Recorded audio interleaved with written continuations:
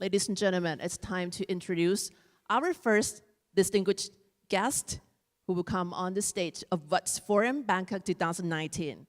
He's a former Prime Minister of Bhutan, acclaimed for his work in conservation and in making gross national happiness a key metric for government policy.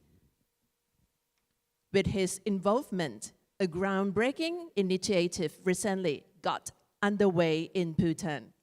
This aims to keep the kingdom carbon neutral forever, while helping its people preserve their culture and secure their future. He's come with the topic today, balancing carbon neutral drive with gross national happiness direction. Without further ado, ladies and gentlemen, please join me to welcome Mr. Dasho Sharing Topgay.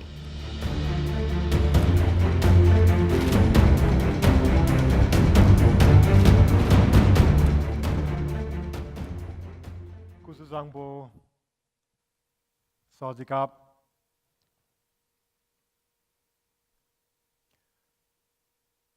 Professor Singh mentioned 5 researchers. I'm not quite a researcher. I see myself more like an implementer. And I'm just a warm-up act. The main act, the superstars, will follow after me. I'm so happy to be in Thailand. You see, Thailand and Bhutan are very different. Bhutan is a small, landlocked country in the Himalayas, barely 700,000 people. Thailand, you have 70 million people and a long, beautiful coastline. So we are very different. Our population, our geography has made life in our 2 countries quite different. But we share many commonalities too. To begin with, both countries are predominantly Buddhist. Second, neither Thailand nor Bhutan were ever colonized. Third, we both have monarchies that we love.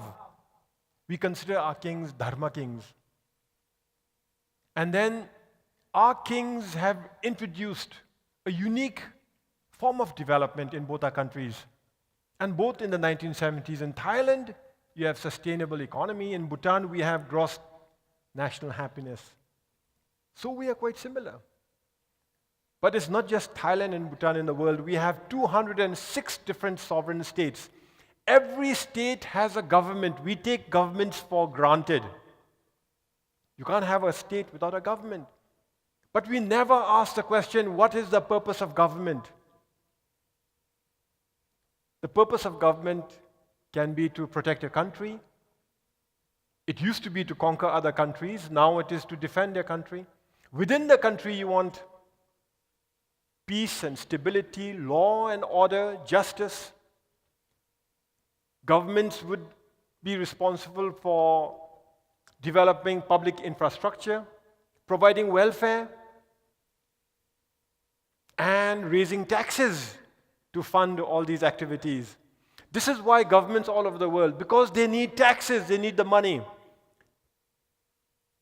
Governments are obsessed with developing their economy. And in some ways, rightfully so. But the economy alone does not provide well-being for the people. So the primary purpose of governments must be to generate happiness and well-being.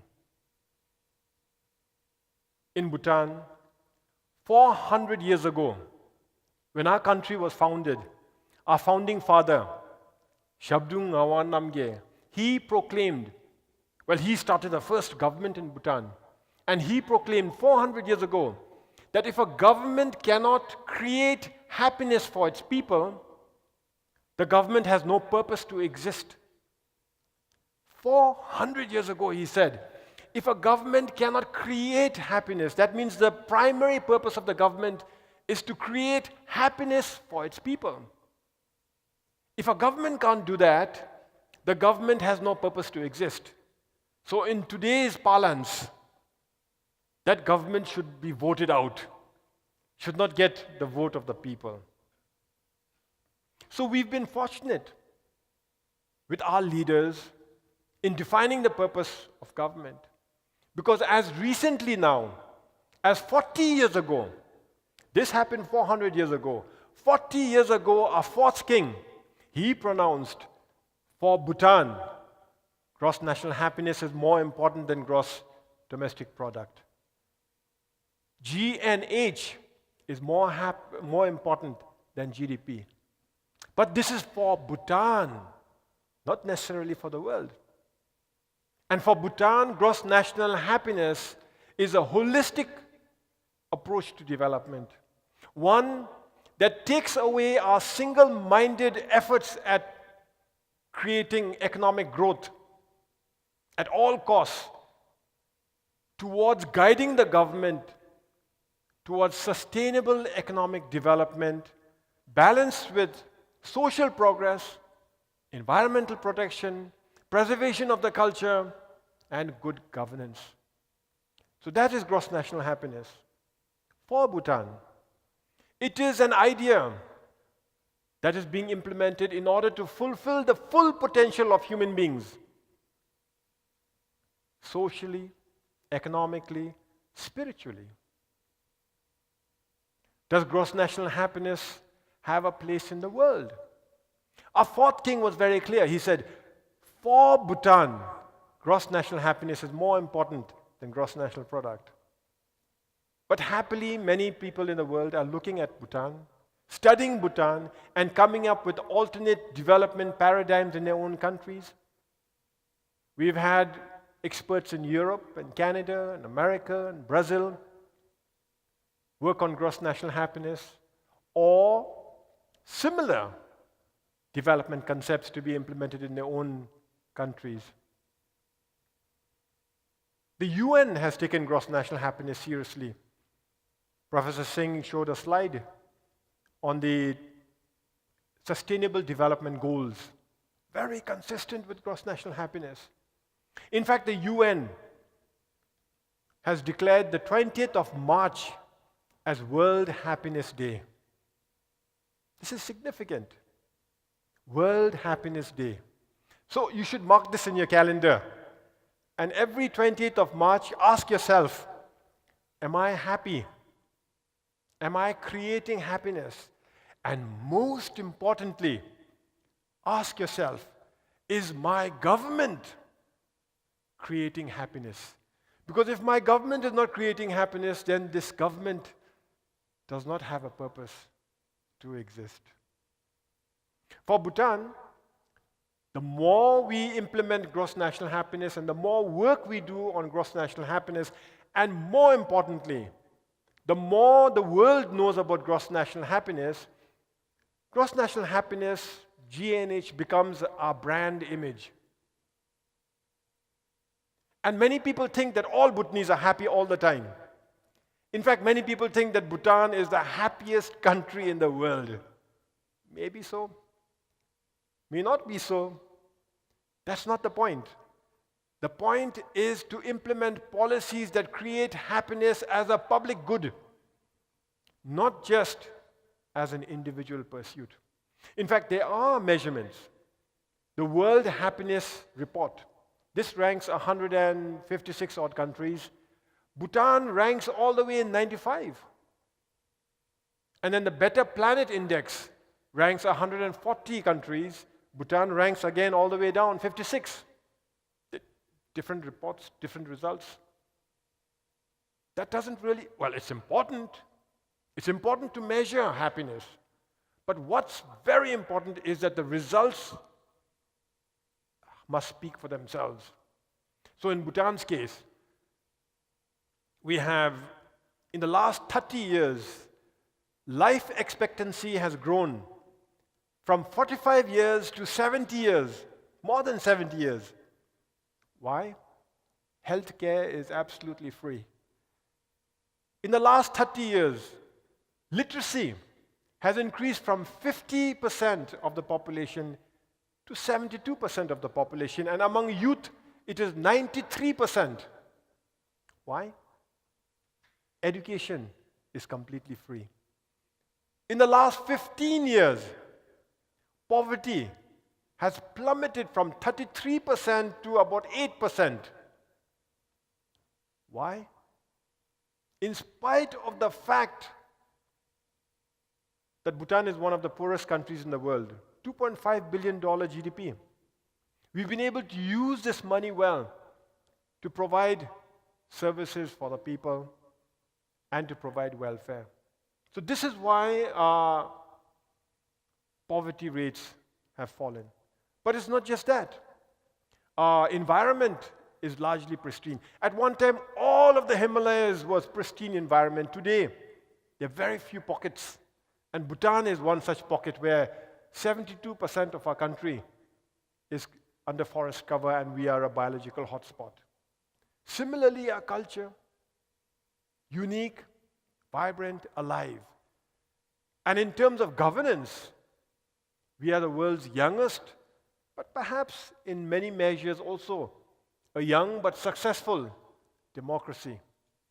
So by all these measures, we in Bhutan are enjoying the fruits of gross national happiness. But, like I said, we are now a democracy. And earlier, while our beloved kings, benevolent kings, would deliver the fruits of democracy, gross national happiness, with politicians like me, we need to be a bit careful.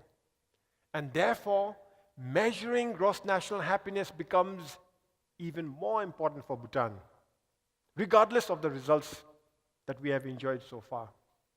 And so, we have a GNH index to measure gross national happiness. This index has 9 domains. There's living standard, health, and education. These are quite common. All over the world, they are expected, they are understood to be important. And then there is governance and environment. Now, governance and environment, again, most countries in the world, governments in the world, have seen this as important, and most citizens demand them. But then there are 4 others that are cutting edge. This is psychological well-being, time use, culture, and community. So altogether there are 9 domains. These 9 domains are split into 33 indicators and 277 variables. And with this 9 domains, 33 indicators, 277 variables, the Center for Bhutan Studies conducts a survey every 5 years. So the last one was in 2015, the one previous to that was in 2010.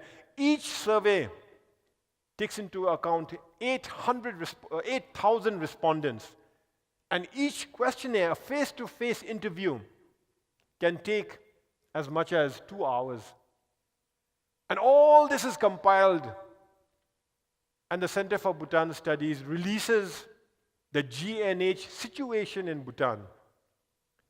So for those who are interested, the index now, at least in 2015, was 0.756. Compared to 5 years ago, a slight increase. Because 5 years ago, in 2010, it was 0.743. Obviously, we are doing a little better. In terms of percentages, 92% of the population have said that they are happy. Some narrowly happy, some deeply happy, but 92% of the population is happy. Compared to 5 years ago, again, a little better. Because in 2010, it was 90% of the population who said they're happy. Income has risen in 5 years by as much as 60%. And for a poor country, this is very important. Sleep. The amount you sleep is important for happiness. I'm just choosing a few indicators that you might find interesting. We sleep on average 8 hours and 46 minutes on average. Even that has increased because by 14 minutes, the amount of sleep we enjoy has increased. We are also working more, but not much. On average, 7 hours and 56 minutes per day. 7 hours and 56 minutes. And guess what? Compared to the previous 5 years, we work 7 minutes more. But more importantly, Men versus women. Guess who works more? Women.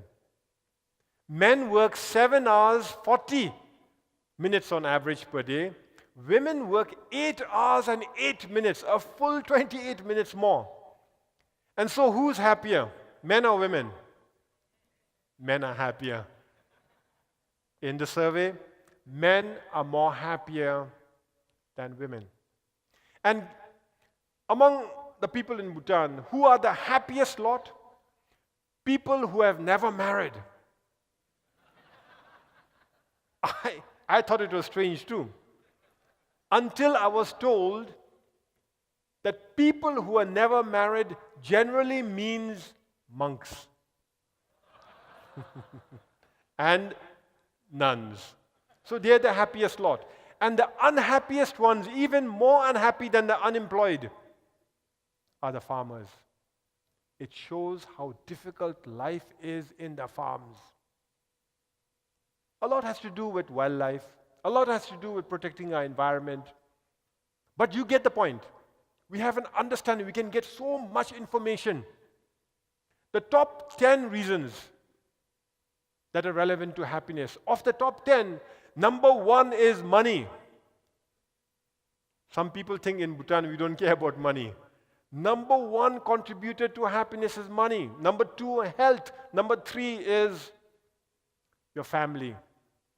So on and so forth. But number 8, bottom of the list, number 8 is spirituality. Number 9 is community. Number 10 is environment. Now what this means is you take our environment for granted. Our environment is good, we take it for granted. Spirituality is thriving, you take it for granted. Our communities are strong, we take it for granted. But we can get this and many more information, many more important information from the GNH index. Now this is used. Firstly, we understand where we are. Secondly, it's used by the government now to create policy, to create plans. So that's how GNH is actually operationalized in Bhutan, to create happiness as a public good. So in Bhutan, we have happiness as a public good, but at the same time, happiness as an individual pursuit. Public good, individual pursuit. There's something missing. That is the business entity. The business corporations, they are missing.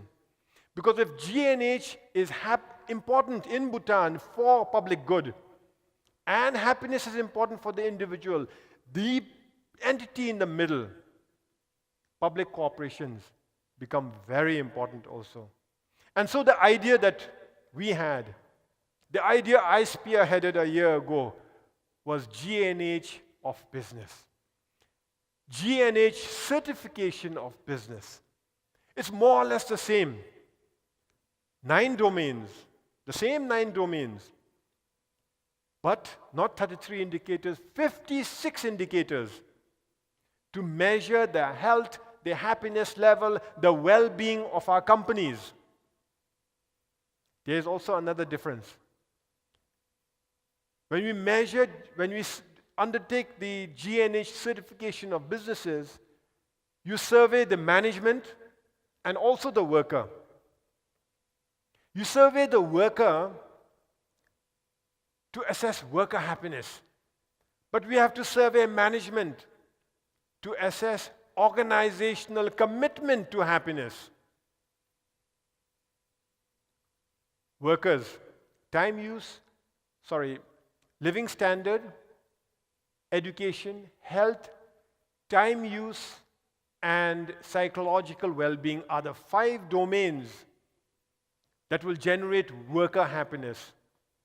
But on the other hand, you have governance, culture, environment.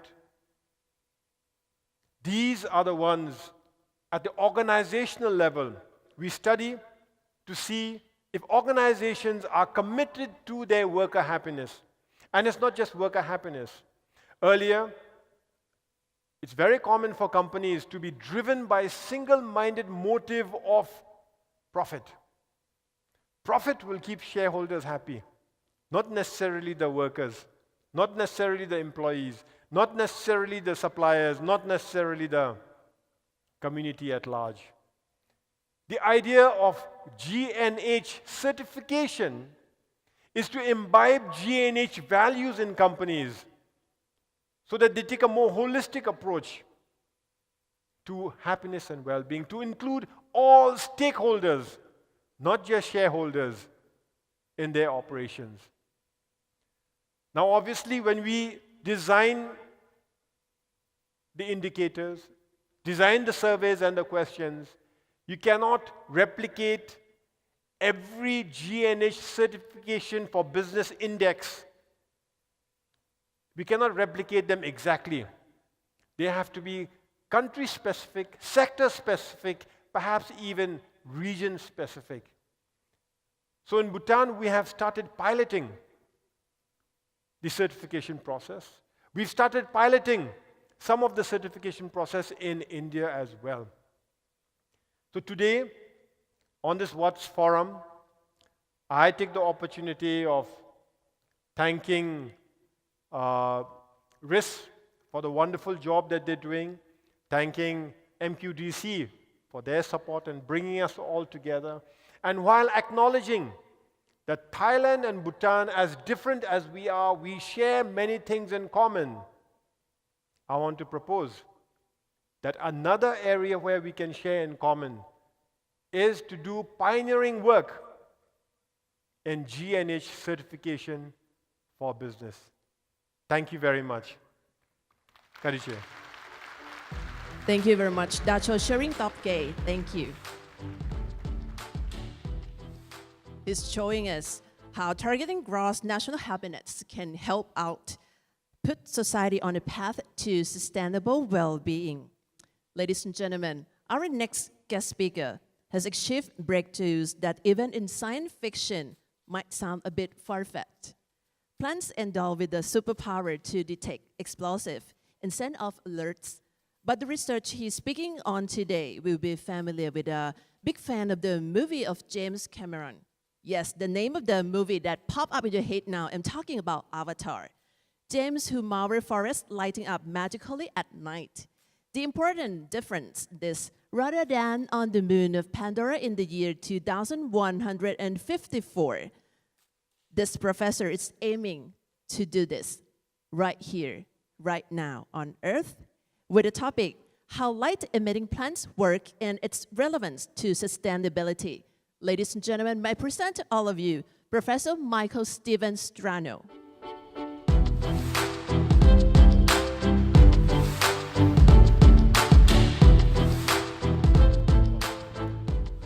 Great, thank you very, very much. It really is my pleasure to be here. It's my honor.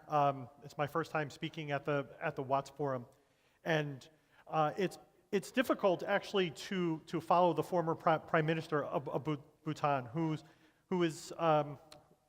spoke to us about something far more important, which is human well-being, happiness, and flourishing.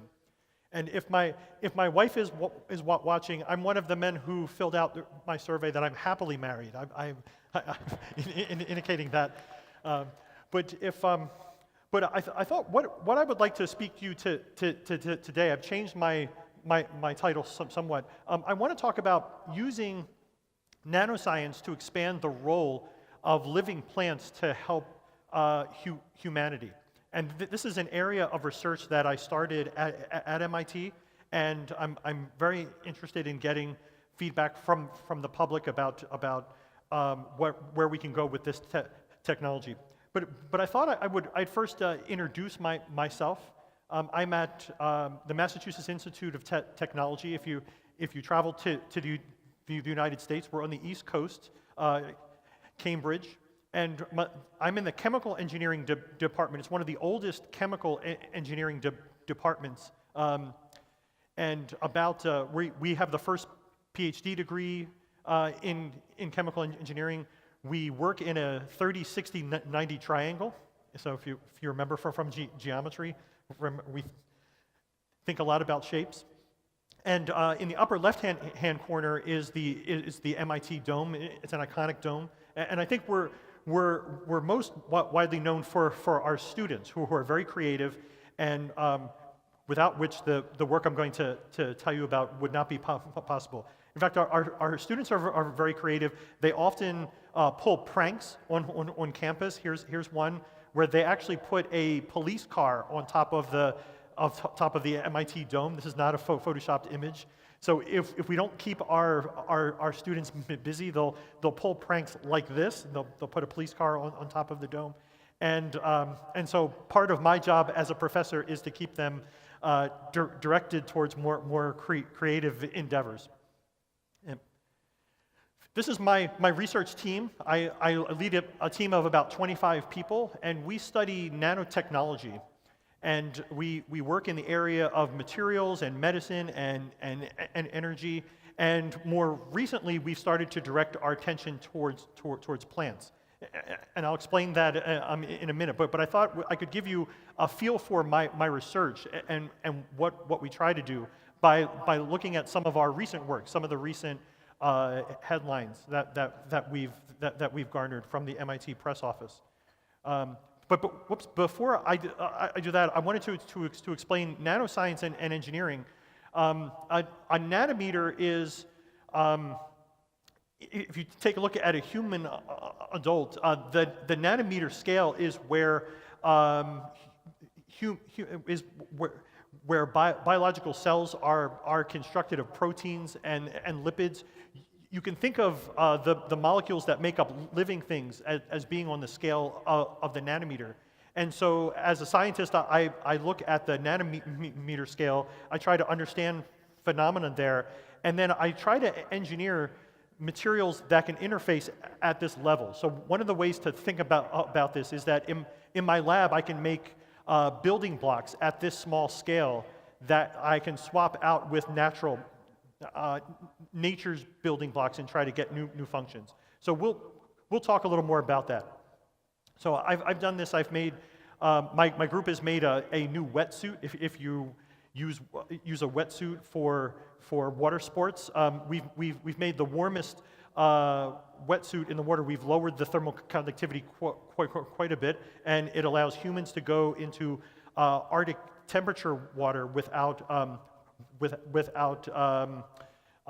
lack of survivability. So this new wetsuit is engineered. It's an example of the use of materials to create new technologies. And we've created in my lab, we've created cells that are essentially robotic. These are very small synthetic cells that are autonomous and can move around and sense things. They're the size of a human cell, but they're made to be electronic and autonomous, and we're applying them to different problems in the technology space. We're making materials out of these synthetic cells like we are made of biological cells. And we've invented a technology that can generate electricity from thermal fluctuations. In fact, at the top of that 30, 60, 90 triangle building, we have a device that can generate electricity from just the ambient temperature fluctuations. And so this is something that we're also working on. But what I want to talk about today is the use of plants as technology. It's a relatively new area for us to work in. Can we turn plants into sensors? Can we turn them into lights? And can we learn about plants and human-plant interactions using new technology? And so first, I want to start off with why plants. Plants haven't been considered the starting point for technology. So there have been very few engineers like myself to look at a plant as the starting point. But they have many advantages. You know that they harvest energy through photosynthesis, but they also store that energy as saccharides inside the plant itself. So they're a combination of a solar cell and a battery. They have access to water through transpiration. They're constantly drinking from the soil. And if you're a chemist, you know that flowing water, there's chemistry you can do with that. They're already adapted to harsh environments. So if you leave your cell phone outside, it's a challenge to keep it stable and working for a week, a month, a year. But plants are already adapted to the harsh environment, and they're adapted because they self-repair. So the things that humans make don't, as a rule, self-repair. But plants have this built-in mechanism to self-repair. I say they're doubly carbon negative because they're made of carbon dioxide through carbon fixation. But they also store their energy as also from carbon dioxide. And they're very easy to recycle. Let's see here. Okay, so what I want to talk about today, we'll talk about some work where we've made a plant that can produce its own light from its own stored chemical energy that it makes from photosynthesis. We'll talk about modifying plants using nanoparticles to give them new functions. We'll talk about, can a plant be a sensor? Can it detect things in the environment? And can we get that information that it collects into our cell phone and into the human world? And on a related note, can we use the information that plants collect that's important to them and get that, like for example, drought? Can we get that information into the human world where we can act to help plants? So let me go ahead and get started. So this is a video that talks about our work to create a light-emitting plant. So this is a plant that we've used nanotechnology techniques to turn some of its stored chemical energy into light emission.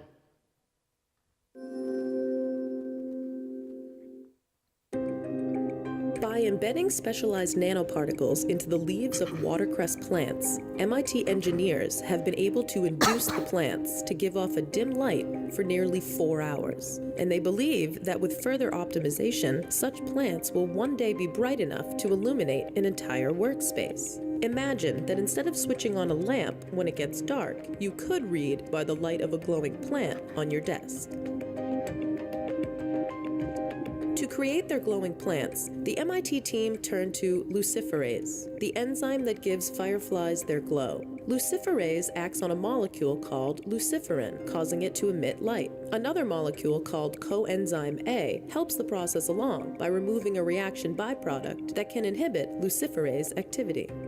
The MIT team packaged each of these 3 components into nanoparticle carriers of varying size to help each component get to the right part of the plant. To get the particles into the plant leaves, the researchers first suspended the particles into a solution. Then, plants were immersed in the solution and exposed to high pressure, allowing the particles to enter the leaves through tiny pores called stomata.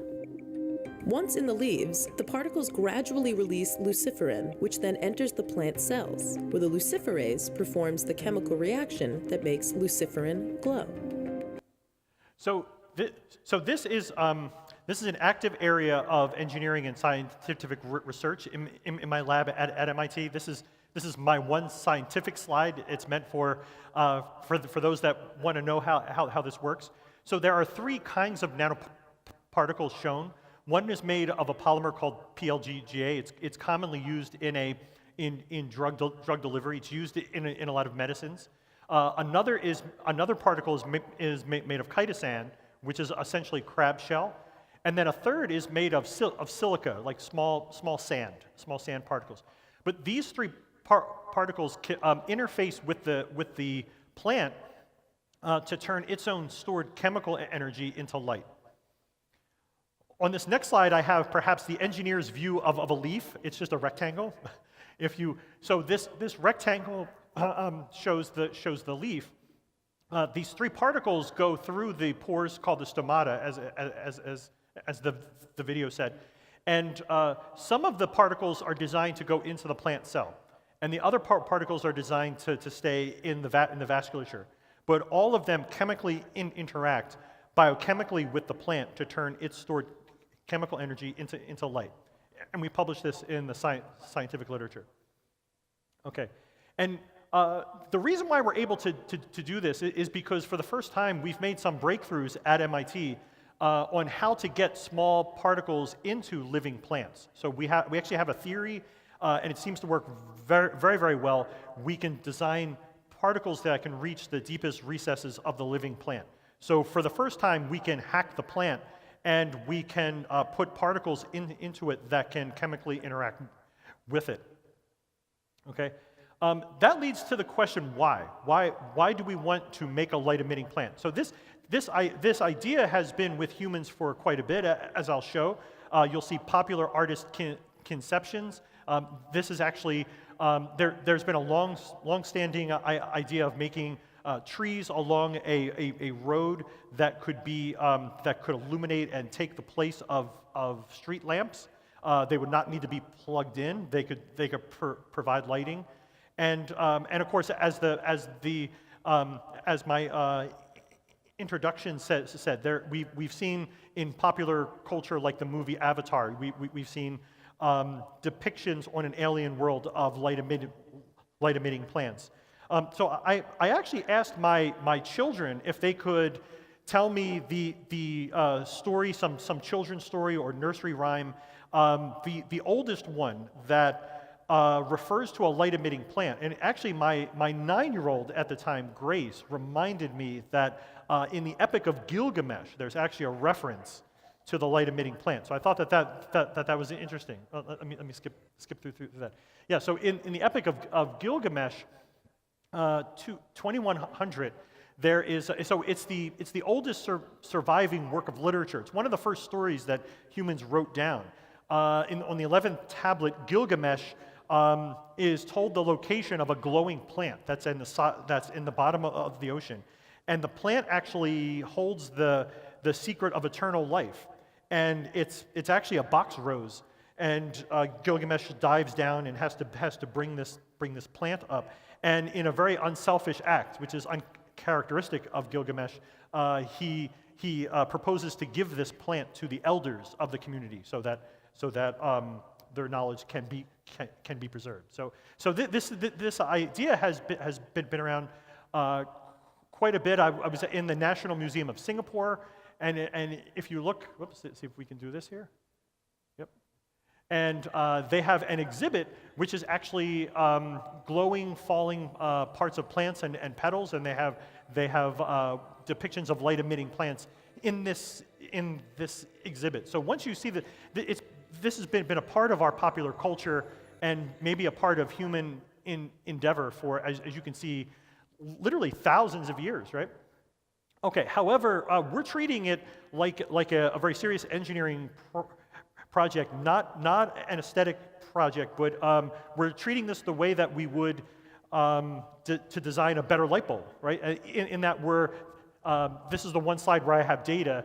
On the y-axis is photons per second. It's how bright the plant is, and on the x-axis is its duration. So we collect a lot of data that look like this, and you see that there's a trade-off between the duration and the brightness. And so we do experiment after experiment, and we're slowly making the plant brighter and making it last longer.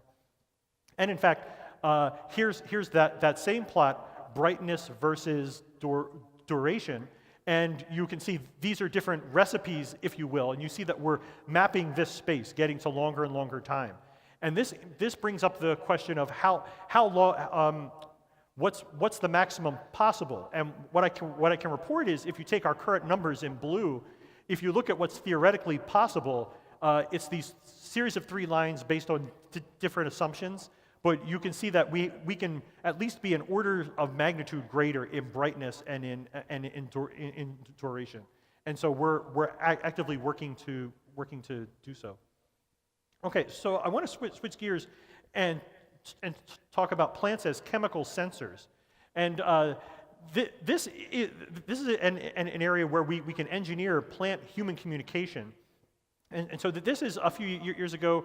We published a paper where we turned a spinach plant into a chemical sensor that can look for, among all things, explosives in the soil. So this is actually a spinach plant that will send an infrared signal to your cell phone and tell you if it detected something in the soil. So this was, and it did so by using 2 types of nanosensors inside the leaf. So I'll show you this in the video here. This is a spinach plant where we've wrapped the roots in cheesecloth.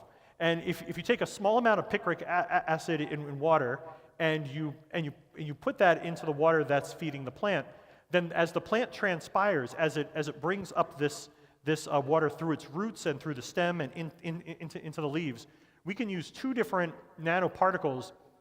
One will send an infrared signal, and you can pick this up with essentially your cell phone. So this is a cell phone camera, and you can see here that on the right, you're getting a modulation as the plant detects the explosive. On the left is a reference, and it can send that, and it can bring this information into the real world, and so into the digital world where you can. And so this idea of plant-human communication opens up doors to where we can tap information that the plant collects and bring it into the digital world. So we've explored this, and we've also started to turn sensors inward. Another idea is to use the internal signaling inside plants themselves and bring that information into the digital world. Here I show a different sensor where every time, so when a plant is wounded, it sends a chemical signal all throughout the plant to warn and to activate its defenses. So here we have being brought to a cell phone. We have every time this caterpillar bites this living plant, every time it bites, that information is brought to your cell phone. And so this idea that we can have plants monitor the environment, they can monitor themselves and use information that they collect themselves and bring it into the digital world is one that I think is worth exploring. And that brings me to my last topic. You know, when you look at a plant, you might see a static device. In fact, you could fool yourself into thinking that it's an inanimate object. But plants actually are very dynamic and moving. And one of the ways in which they move is through these pores called the stomata. Some stomata like this open and close like a switch. And so we asked the question, could we make an electrical circuit across that pore and have the plant open and close and flick a switch like we do with so many of our appliances? And this had never been done before, so we made a simple applicator, and it makes a small conducting pad, and it can transduce this opening and closing of the stomata. So I have that here in this video.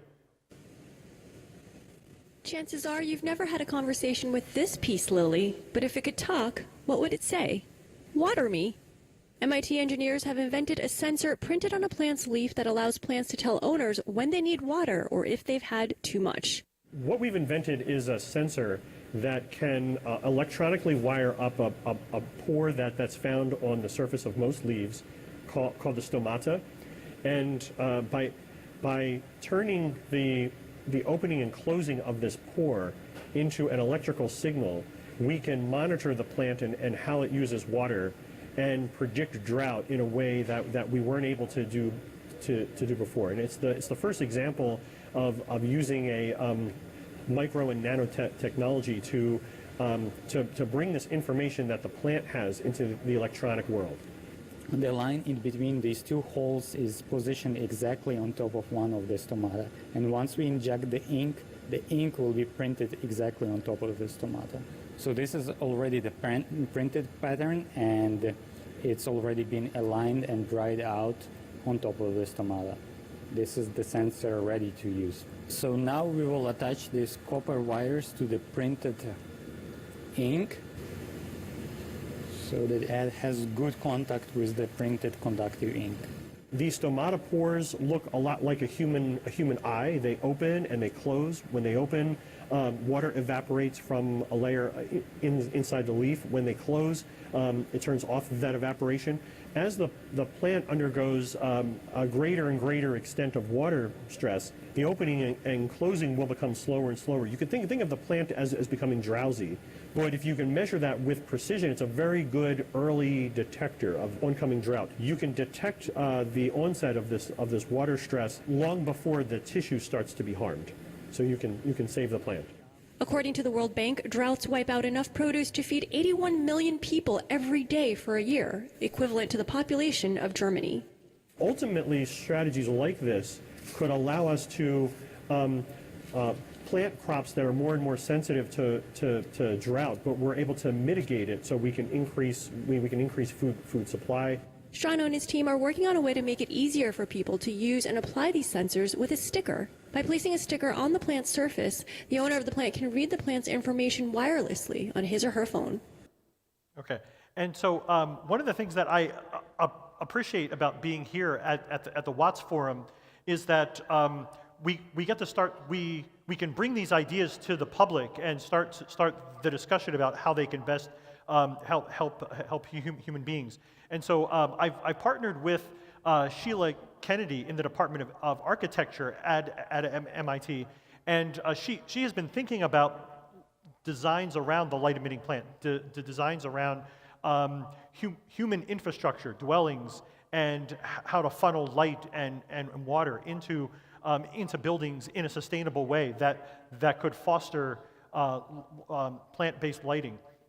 And so this is actually an exhibit at the Smithsonian Museum of Design. If you're traveling to New York City before the fall, there's currently an exhibit there. You can see the light-emitting plant on display, and you can see this exhibit. And what Sheila has done, I think is remarkable. She has envisioned how humans can interact with plants. Here they're maintaining the water infrastructure to maintain lighting, and also how plants can illuminate and how they can impact human social interactions. And so with that, I am out of time, but I do want to say I actually. Part of my work, we're taking these technologies and we are directing them to agriculture. So as the last video showed, so I have a satellite lab in Singapore where we're particularly trying to make technologies to help urban farming. So it's called DSTAP, or Disruptive and Sustainable Technologies for Agricultural Precision. However, I want to make special thanks to MQDC for funding, particularly the sustainable and plant-based lighting effort. We could not have gotten this far without them, and I would like to thank all of the audience also for your attention. Thank you. Thank you very much, Professor Michael Steven Stomata. They are so beautiful. You agree with me? All the plants and the flowers, especially the color in the dark. The next speaker is someone who is working in an area that just a few years ago would be science fiction, enabling humans to communicate with machines to their thought in the field of brain-computer interfaces. However, his innovative technology is poised to transform lives, restoring quality of life to victims of strokes and people with disabilities. So please give a warm welcome to Associate Professor Dr. ยศชนันท์ วงศ์สวัสดิ์ Director of Brain-Computer Interface Lab of Mahidol University, with the topic When Machines Talk Directly with the Nerves and Brain.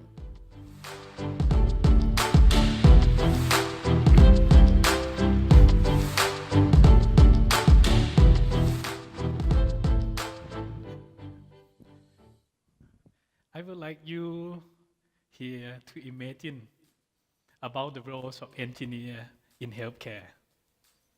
So start imagine. And 1, 2, 3. That would be normally people think about me. Okay.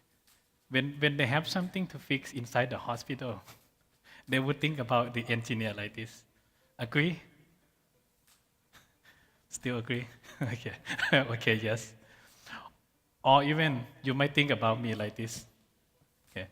Maybe like if you need someone to fix the X-ray trucks, you would call me. Okay. That would be the feelings of engineers. But if you would help me a little bit, you might think about this kind of innovation. The high technology things inside the OR or the ICU. And with this picture, let me ask you one question. Let me ask you one question. Do you think we might not be able to develop something better than this? Yeah, probably. Myself, normally is. I used to think like that. And I try to learn how to fix that device without thinking about develop the new one. I try to learn how to sell that device because I feel like this is probably the best in the world. I feel like that would be probably the best in the world. But when I work closely with the hospital, I work closely with the doctor. You know what? Every day, I still see the people cry. I still see people die every day with this best device that I believe. So that would be something real for me. That would be something I want to say that I can still see the people still lack of the opportunity to use this device. They cannot even pay for them. I can still see different standards for the treatment over different regions of the world. And then that would start my journeys. And today I would do my best to share my experience with you about myself and about my team. But first of all, when you listen to me, you may think that this might be the stranger. Yeah. I would like to let you see some of the people that have the similar mindset with me, okay, by showing you some innovation. So I say exercise 1 because I'm in university, but no exam, okay? Okay, and you can laugh, it's okay. Okay, so let's think about the innovation for the blind. In your mind, is it this one? Right? Maybe you think about the smart cane, or you think about some kind of the guidance on the street. But if I ask you another way around, if you have no eye yourself, you're going to satisfy with that cane? There's no way, right? The goal is very simple, very easy. You want to see something again. This is what we can think. So if you close your eye, you can close your eye, okay? And then you can use your finger on over your eyelid, and then you shake a little bit, okay, lightly, okay, not too hard. You can see the white spot, right? You can see something white. That's what we call the mechanical stimulation. When the doctor said this to me, I can say that I can do similar things. We can do the electrical stimulation instead of mechanical stimulation. Get the input from the camera pixels. And then we can make the artificial eye in case of some assistant tools. Is it simple? It seems to be weird. But if one engineer, one designer, one doctor sit together, it's a very simple job. Okay. And then it can be done immediately. Believe me. Okay. So move to another organ. So how about if you need the heart replacement? Normally you need to wait for someone die, right, before you get the new heart. But what would be the function of your heart? It normally try to pump your blood, right? If you talk with me, some engineers, I can design to you the pump, but it might look very bad. So I might ask Dr. Singh to design the better one for me, smaller one for me. And then that probably the one we would design for them. Right? You start getting my ideas? Okay. So how about if you have no ears, maybe from some accident, for some symptom, instead of you do 3D printing, instead of you use plastic, we can print the tissue. So that would be some breakthrough innovation nowadays. With the people I think I admire to names. You can do organ printing with that. How about your kidney? Okay. If you need the kidney replacement, what is the function of kidney? The kidney normally is a filter. I can ask the material scientist, I can ask doctor, I can find some engineer and designer to design my specific filter, and then I put back into the human bodies. And then you can have that filter inside your bodies. What if you need the new lung? I ask you the same question. What would be the function of your lung?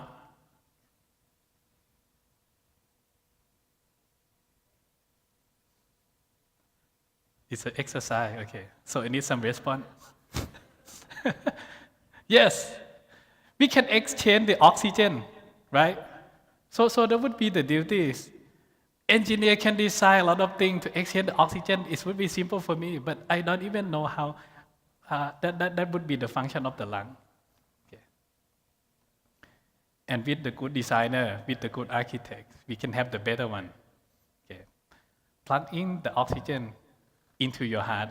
Okay.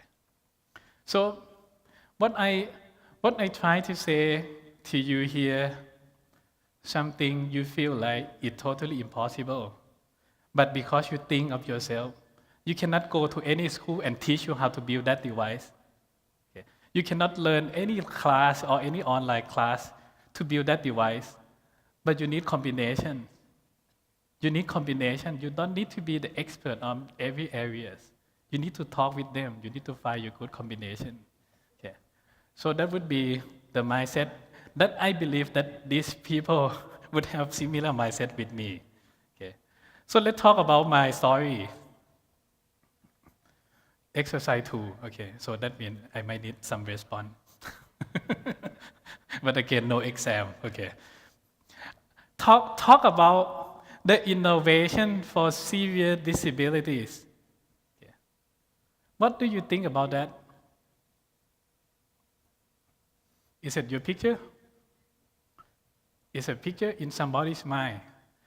Yes, of course, a lot of people would try to invent the new bed, the new chairs for them.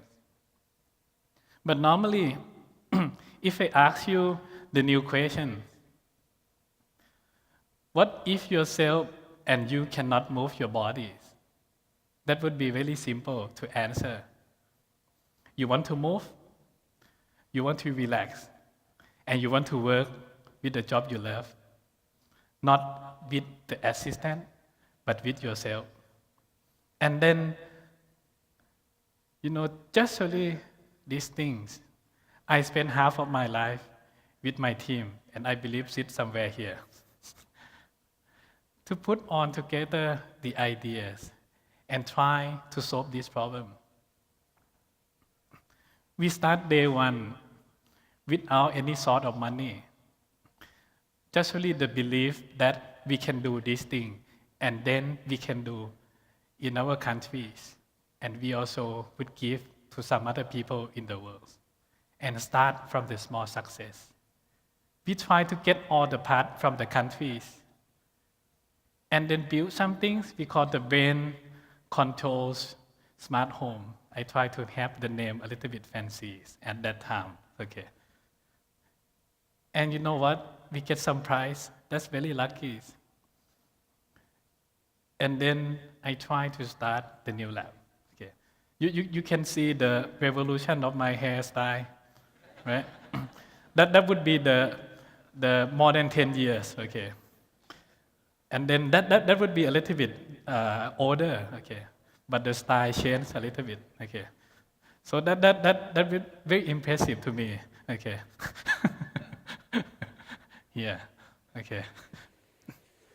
Talking about movement, if they just lay down on the bed, they're severe disability people normally just lay down on the bed. Is it better to let them be able to use their brain to control the wheelchair to some destination that they love? And then we also need to study a lot of things before we get this thing happen. But it's done with a homemade device. And believe me, it's not expensive. It's very cheap. Yeah. But it's work. The price is not quality. You don't even need to make something expensive. with best qualities. Yeah. But if someone just lay down on the bed and then they cannot even see the world, why don't let them control some kind of drones and then we put the camera on and then they can explore the world. You know that require PhD or not? That normally is my bachelor degree project student. So that means it's very simple. I can tell you after the talk and then you can immediately do that. Okay. With that thing, if they can talk to you, normally some severe disability people cannot talk at all. Just only make some communications, you change their life. And then you can just only let them be able to control during the days, to control on and off the TVs or the lighting by using their own brains. And then that would be the huge, amazing process in my ideas. But during lunch, it would be much better for them to be able to eat with their hands, without any assistant. Okay. There are 3 start. But if you still have your arms, you might want to use your own arm. We can do the electrical stimulation onto your arms with any motion that you feel like you want to have that. Yeah. In this video, he moved his arm because of some electrical stimulation. Okay. And the price normally less than 1,000 baht. But you might not be able to find somewhere. Okay. And then that would be another goals and be here. Okay. Myself, I believe some things. You cannot do something big without your big motivation. You cannot do something big without your big motivations. The last 30 years, I still remember, I see my mom cry because of the pass aways of her sister, which taking care of her like her mom. And at that time, a lot of people keep saying to me that this is a stroke. The stroke, human cannot beat stroke. You cannot have the new brain. That would be some things. When I was a child, I listened to that. My goal is very simple. I don't want people to cry because of stroke anymore. The human going to beat stroke someday. So that keep me motivated for 30 years about my careers. The thing is, the blood normally push the brains, and your brain is gone. Okay. You need to put the bridge between that. That will be the ideas. Years and years, fail and fails. I keep failing to develop this. Why I'm also doing some brain-computer interface stuff. Okay. But I really delight I have good teams. Okay. Even though many fail, one of my students still keep working on that. Okay. So I admire him, so I put his photo here. And I think he would be around here, but I cannot see him now. Okay. And just last week, we get good results. The artificial brain is on the way for success in the mouse. And today, I believe that I promise to all of you that we would not stop working. We would keep working, and one day the human can be able to beat stroke one day.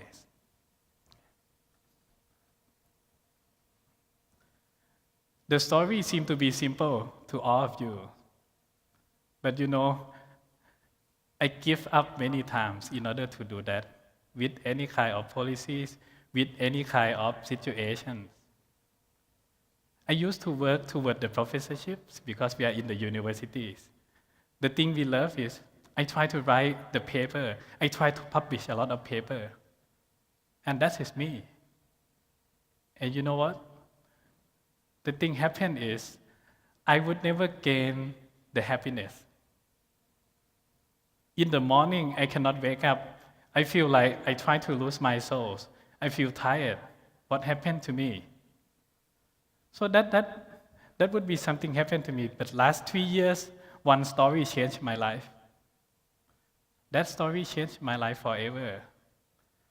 It made me realize that when your work, your soul, your family synchronize together, you can have the big power on that.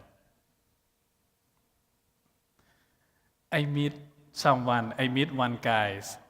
Okay, his name is Chok. He get the accident from the car accident. His back hit the road. Okay, so he cannot move at all, and he can just move something like from here to here. He cannot move. With spinal cord injury patients.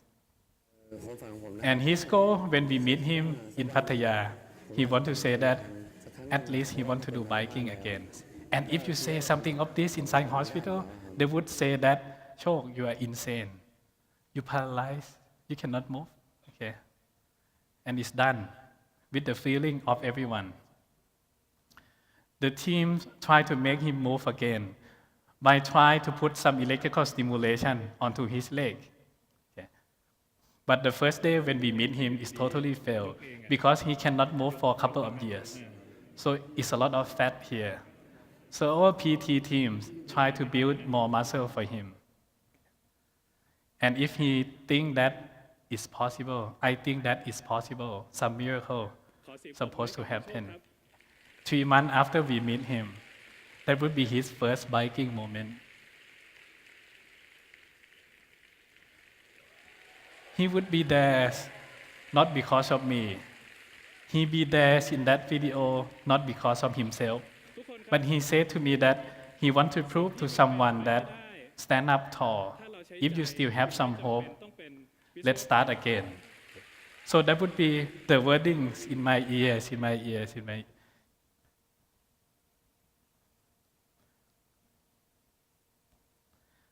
Last 2 years, after that 1 year, okay, I bring him on the way to Switzerland, to Zurich.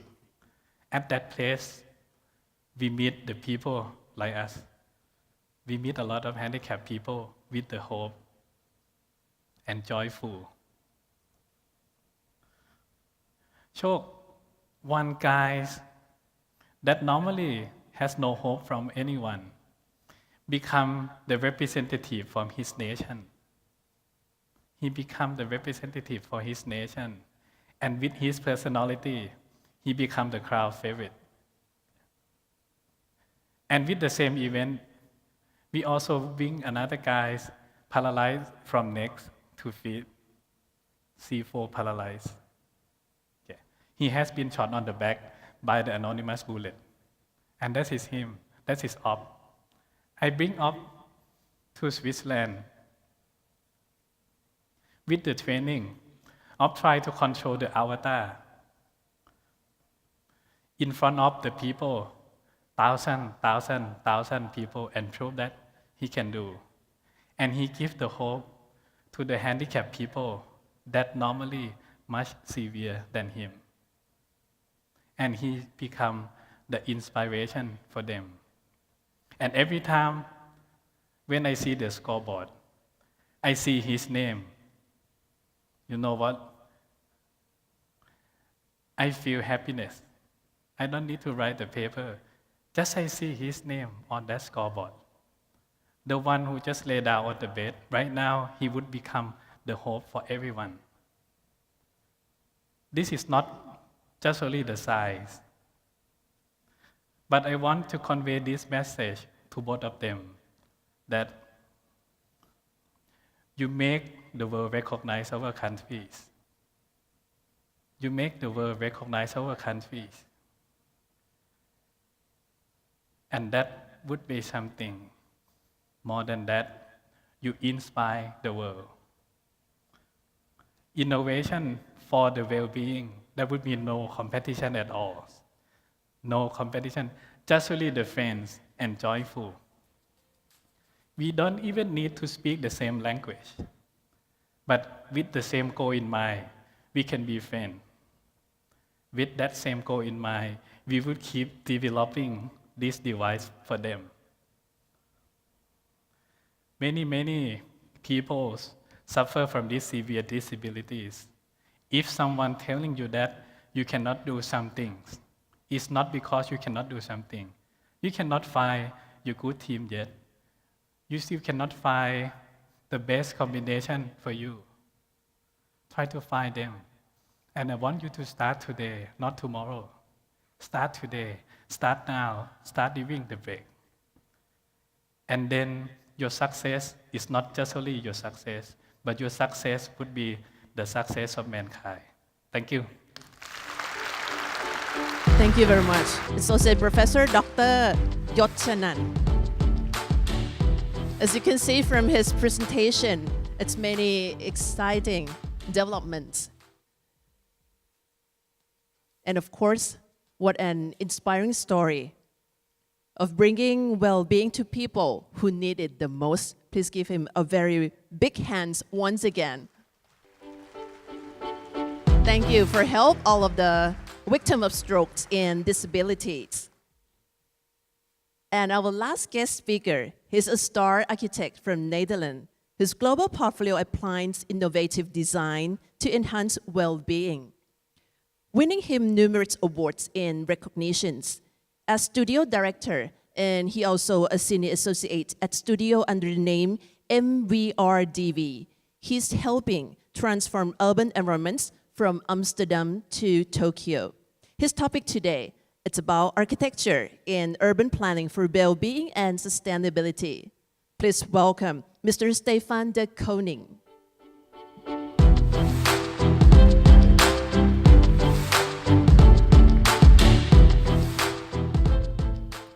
Hello everyone, thank you for having me, MQDC and RISC. It's a real honor. The last presentation before the break, bear with me a little bit, and let's zoom out after all this fantastic nanotechnology and health technology. We're looking now at urban planning and architecture. And let me first allow me to introduce myself. No one can pronounce MVRDV. I'm not expecting you to remember it, but it comes from the founders Maas van Rijs de Vries. Try to remember it maybe. And we're a company with 11 partners, running a company with many international people and 230 employees. And we work all over the globe. And that's among the reasons why I'm here. As explained earlier, I work between Amsterdam and Tokyo. So what do? We have a very broad scope. We do master planning and infrastructure, but also all the way up to interior design. And also, many people ask me always, what kind of architecture do you make? Well, anything like infrastructure, residential, office, mixed use, you name it. So that doesn't specify what we do, but what we do is we have certain goals or certain things that drive us. With the technology in the University of Technology in Delft, at the architecture department, we run a studio.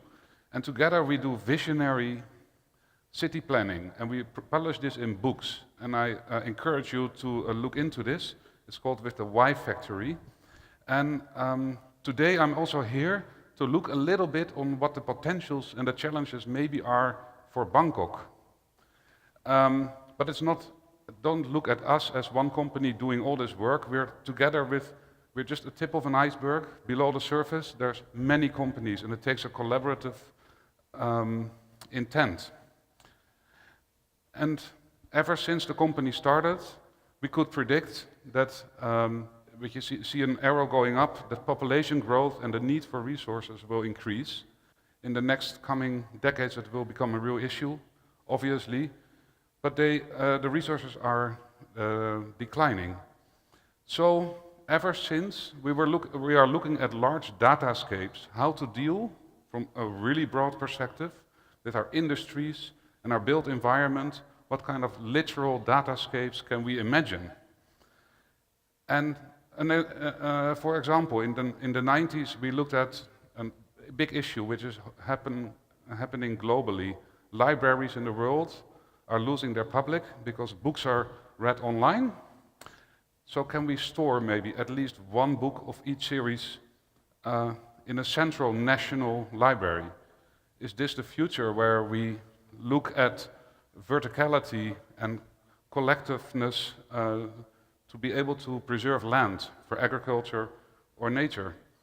Or even can we think about pig cities? In the Netherlands we have more pigs than humans, and they occupy a lot of land. We never think of it in a vertical way, but it can even improve lives of the animals. It can have 6 times as much pace as it currently has. Or even, can we bring back the Olympic Games for a bit in Amsterdam after 100 years and think about an urban game, and perhaps an Olympic tower? And these all origin back to one of our first works in the Hanover Expo Pavilion in 2000. And what we've done then is still valid, I believe. It is a stack of functions. It's not just mixed use, but it can be an example of where you have food and beverage or entertainment. And the next level you'll find a forest, because they disappear on the grade level in the cities. And on the roof there's the water collection and a typical landscape. That went very fast. And here in Bangkok we're facing the same issues. Rapid growth, vertically obviously, and at the same time nowadays what changed a little bit is we have the UN 17 sustainability goals. And how to deal with this? Because basically it calls for all countries to, while thriving for economic growth, to reach sustainable goals. But sustainability is a very broad perception. So I will try to show some showcases of our work, that work which is done globally, that might have a link to what can be done here in Bangkok. Because I'm here to learn about Bangkok, not to tell you what to do. Obviously there's air pollution, I felt it as well. It's been said before by Dr. Singh. And yes, it should be the third most polluted city in the world. And there are ways to fight this by bringing the dust down to the ground. And there, at the same time, you will find the heavy rains, the street flooding. So that is among Bangkok today. And you see this very big city. So I was trying to think, how did this grow? How does this happen? And you're a fantastic city along the sea. And when you look at the history, the city is built around the river. And it had a very slow growth, you could say. And actually, we all know it from a lively street life. And there were always modes of transport, like trams, or always, like back in from the 20s to the 50s, part of your identity, I would say. So when you map this out, in the 90s, 20s, you were 500,000 people, and over 1 million in the 90s, 50s. And then in a couple of decades, it grew to 6 million people, and in the last 30 years, even almost to 10 million people in the whole metropolitan region. So how do we deal with this in the future? Because basically, Bangkok will grow in the coming years with another 3 million people. And that means you have to expand with a city like Taipei, or a city like Toronto, or Rome, with less density.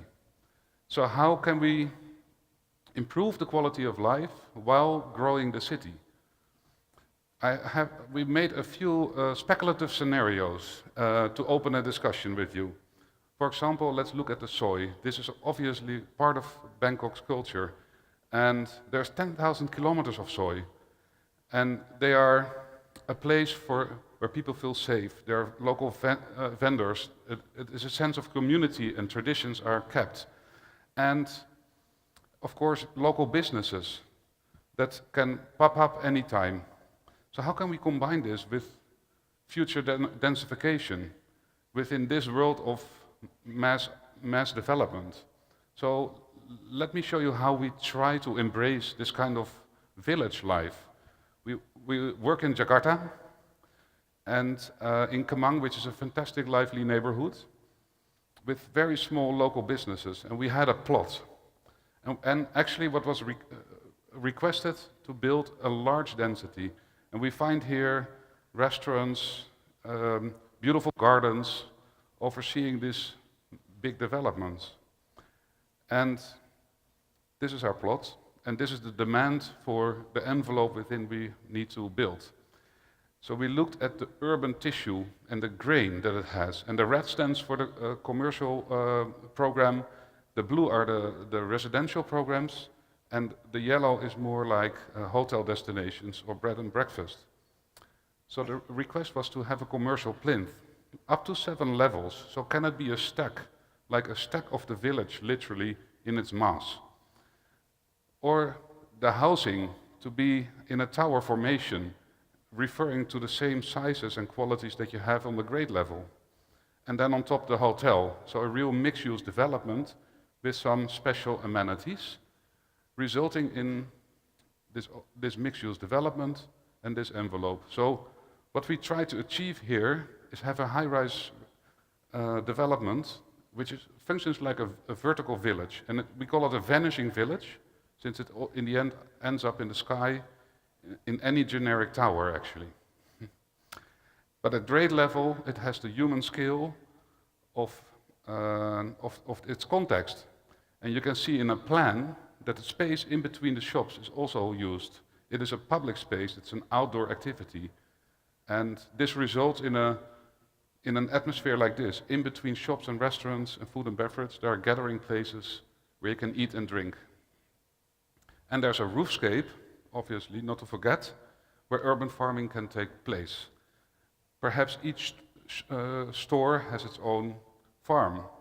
And in the residential zone, the apartments are popping in and out, which create these fantastic panoramic views. And from inside your apartment, you can have a look outside on literally your garden on the 30th floor, being part of a community out there. And all the way on the top, there's still this destination for the public. And this brings like another typology of skyscraper to the skyline of Jakarta. So in that sense, can this be superimposed on Bangkok, for example? So the quest is, can you vertically achieve this kind of village life? So does it have to be one mega village? Is that the future? This is the size of Toronto in a vertical city, one could say. I imagine you need more towers for that, but I come to that later. Then there's the topic of sky bridges. Are the answer to well-being in your city? And you already have like 50 kilometers of elevated transport. There's all kinds of modes of transport. That's what Bangkok is known for. And you see here around Sukhumvit Road also the BLT lines and the metro lines crossing. And of course, you have the trouble of heat at certain times of the season. And there's the congestion of the BLT. And of course, there's no bicycle lanes yet. And all the vehicle movement is happening on the grade level. So I bring you to Seoul, where the city has dealt with similar issues, and the government is actually initiating a kind of program for this. And this all origins back from the history of Seoul, where it was demolished during the war. Well, that's the scenario, of course, we never want here, but it modernized in a vehicular city, totally car-oriented. That's the modern Seoul. But nowadays, there's less and less need for car traffic, vehicular traffic, due to the fantastic public transport that's evolving. So there's a governmental Seulo program where actually flyovers are transformed into pedestrianized accesses. And these link to other parts in the city. Actually it's like a network, a pedestrian network to parks. And this can be a thriver for the whole cities. So we looked at what can we do on this infrastructure?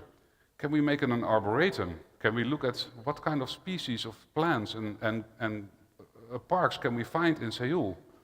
It can be an educational, linear experience through all vegetation beyond Seoul, maybe even from all over Korea. So these are literally the vendors and the plants we bought and used. And we develop these pods for them to be able to grow, the optimized conditions, also as series and groups, and organize them. This is a section of this infrastructure, organize them in such a way that there's street, plazas, gathering places, and connections down to the grade level. And in the end, this is 2 kilometers of elevated, pedestrianized park, you could say, or boulevard, green boulevard. And you literally walk in between this arboretum, and there are educational functions in a very low-tech manner. Children plays, all the activities you normally find in a park. A library where you can read about the plants. There's the link between what's happening below, and below there are actually shops popping up. And this also means by elevating, you already know it from Sukhumvit Road, of course, that other addresses start to appear. So there is this vertical addresses or double grade level, which is a huge opportunity.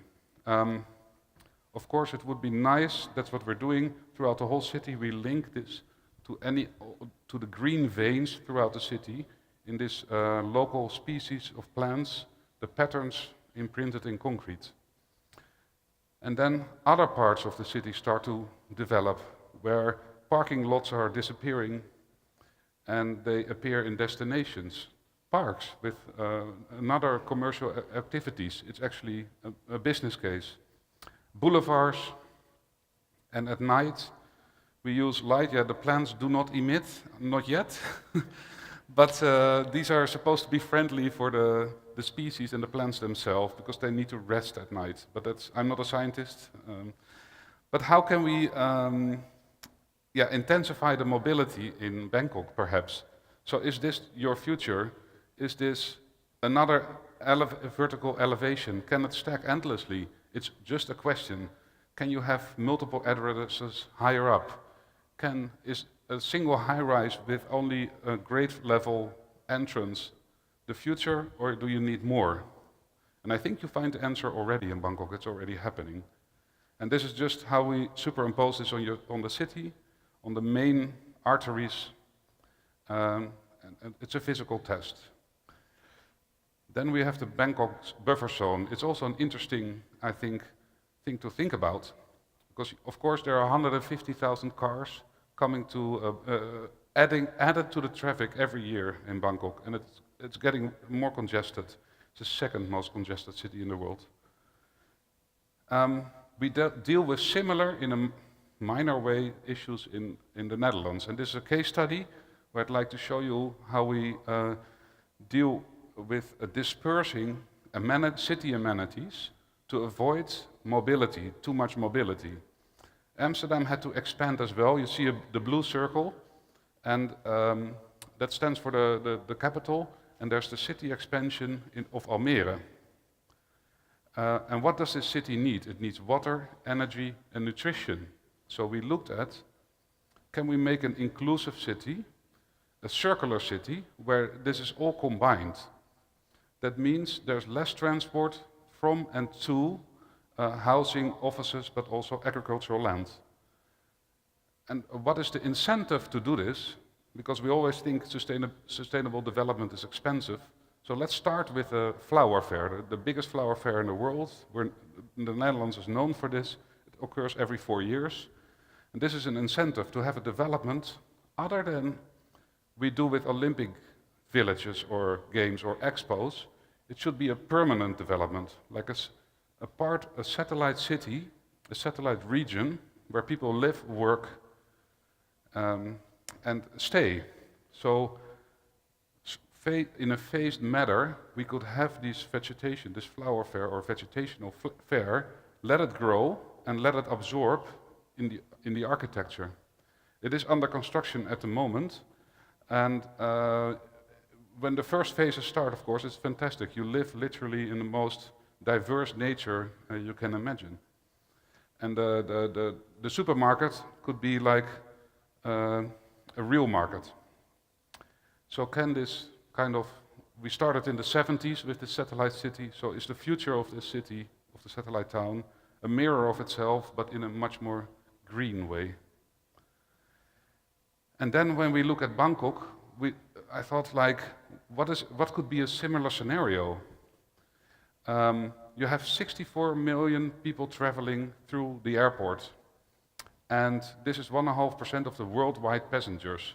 And these passengers take, a lot of them, 175,000 people, travel from the airport to the city town. So is there a way that all these amenities that are needed, or all these deliveries, can be organized around the airport? So perhaps there might be a buffer zone. So perhaps there can be an airport city. I wonder if we've ever looked at it. I don't know, but we could discuss. And that means a satellite city, but it might solve vehicular issues. And then the Bang Kachao. This is, I need to get educated on this, but there's this fantastic urban forest you have in the middle of Bangkok, and there are another 50 parks to be found. And they are an escape, an urban escape. You don't need to leave the city for that. It has this potential, and Time magazine has pronounced it the urban oasis in 2006, the best urban oasis. And it is 16 square kilometers. Is this the future land for development? Perhaps not needed.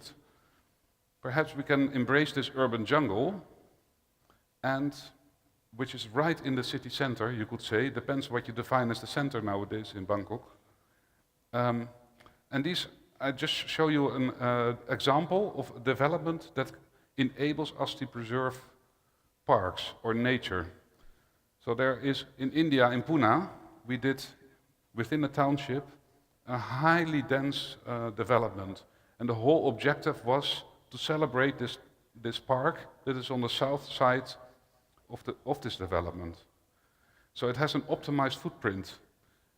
And we do not do a tower formation, we do a double slab formation, which is highly efficient, but the roofscape will enable beautiful views and ideal daylight conditions in the courtyards, and each courtyard can be thematized or can be special on its own. And throughout this development, it's so intensively dense that we disperse the amenities in a vertical manner. And also we looked at the mixed use. So if it's a vertical organization, then also the diversity of apartments might be vertical. And on each floor, there's a diversity of apartment sizes. It's not monofunctional. And on each wing of this building, there's a light well in a vertical manner and a horizontal manner. It brings daylight, natural ventilation to the corridors on every level for every apartment. So in the end, in the first phase, this building is constructed now. It is a vertical, you can see the vertical organization of these amenities. And this is the construction. As you can see, highly dense, and below there, the park is under construction actually. And the roof is used fully for terraces. We hope that it was not delivered yet to the homeowners. We hope they will use it as almost like gardens. They're huge terraces. And here you see the amenities dispersed throughout the whole structure. And from this amenity you overlook the compound, and you actually can interact with the other amenities. And on the courtyard level, there are big gates that link all the courtyards to each other. So there is actually an urban walk you can make. So how can we expand maybe even the forest or the parks in Bangkok? So is it an opportunity to say, to define the parks and to have kind of the finite city model, where we say, stop till here and not further, and intensify like ring zones of high density that kind of mark the park. And that's a proposition. Then the market hall, because there's a shopping culture in Bangkok, I've noticed, and there's many shopping malls, and of course they are. An average person spends 1 to 3 hours in a shopping mall every day, and there's almost 9 million square meters of retail. of which 500,000 square meters is added every year.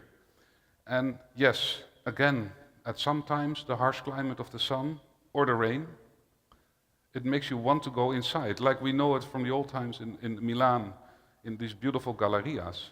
So this is like an urban fabric, one could say. And I bring you to a project we did in Rotterdam, where it's similar. It is the market hall. It is also part of an urban condition. This is a hybrid building. It's actually a kind of new typology. It embraces a market, a public destination with dwellings around it. And it's right in the heart of the city. It's also where a lot of traffic or even a train rail was crossing the heart of the city. And nowadays it's vacant and it's open for pop-up events. And the traditional way of developing this would be doing a very commercial plinth and do either residential slabs or towers on top of it or office building. But we said, let's try to reverse it. Let's try to cover a space that is commercial and have more housing even on the top. And while construction, we found these beautiful archaeological products, and they became an exhibition in the parking garage. So the parking is not just a parking, it's also a hybrid of cultural program. And that's where we have the market hall. So this is organized on the first two levels, like any development with two commercial levels and the market itself. And this is how you are in a climatized environment. But yet, it refers to an urban fabric that could also happen outdoor, like this. And on the second level, there's restaurants, and above are the apartments. And you get a very interesting relation between the people that live there and the people that work there and visit. So from your house, you literally face the market. From your studio, working studio, you look down on a market.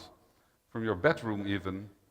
Our ideal was to open up the windows and order your groceries from your home. Unfortunately, the fire regulations didn't allow for that, so there's only a visual connection. And on the other side, you have a beautiful view over the city. And the penthouses, again, the use of the roof, it can be so important. Hide your mechanical installations and have high ceilings and big terraces. So what if this is kind of a model that could work in an urban matter in Bangkok? Can it be a route? Can it be a non-vehicular routing? It already is. You have so many malls. So can it link certain destinations in Bangkok that are climatized, covered walkways or cycle lanes maybe, perhaps even. But they're programmed, so it makes a business case. And I think this is the last one. If I have time, I don't know. It says 0, but we had time to spend. The sponge network. Flooding is happening, and it's more and more of a threat with the climate change. Also here, even heavier rains, you can hardly imagine. And there's already 2,600 kilometers of canals in the city, but somehow we don't embrace it as a frontage. We embrace it as a rear side, while the city is kind of built upon the economic value of the water. I'll show you very briefly, a project in Delhi. It's facing similar issues, much worse conditions, but it's possible. We're working on it at the moment. There's, for example, there's the catchment area of water. You have to deal with floods. Here it's almost like an open sewage, and the infrastructure is elevated. One of the main catchment areas is the Barapula drain, as they call it. And it is completely neglected, unused, but there's a high potential. Just like in Amsterdam, the canals would be this polluted, but actually nowadays you can swim in them and you have sport events and warm days. So when we look at the whole influence area, this is what the potential, it's through the heart of the city, it's a potential destination. And you can find here many historical monuments which are disconnected from each other because they're a border condition of an open sewage and drain. but can we look at it as a network, as an opportunity and a potential that links it together? So can we have potable water? You just separate the wastewater from the rainwater catchment. And it can be an eco-corridor even, with amenities. You plan amenities for the city, like a park. It can be green, it can be a lung, and it can have connections between the two districts. And how to finance this? With development. It always needs development, and the only way in Delhi you can develop anything is if it's self-sustainable in its water usage. In this matter we can. I'll spare you the technological details, but it's very basic. And in the end, this is going to be absorbed in the Delhi 2040 master plan for this region. So it answers to the Smart City program, which is very highly related to the UN goals. And so we were thinking, the river, can we see the river as a potential zone? So can we link the historical center with the new center as it develops today? Can we embrace all the canals and say this is a basic network where along we can develop? So we took the opportunity to map all the canals and see how it interacts with the recent urban fabric, and this can maybe be enhanced or improved. At the moment in Taipei we're doing such project as well, and then, this is a water catchment zone within the city, because there were floods all the time, and a former construction is deconstructed, and the foundations are actually like an artifact in the park, and around it, intensification of development takes place. And the last one is the Chao Phraya river, which provides 35 kilometers of riverfront. We already know some fantastic developments there. And there's 140,000 residential units built in 2018, and 11% of them are facing this riverside. So it's time to embrace this view.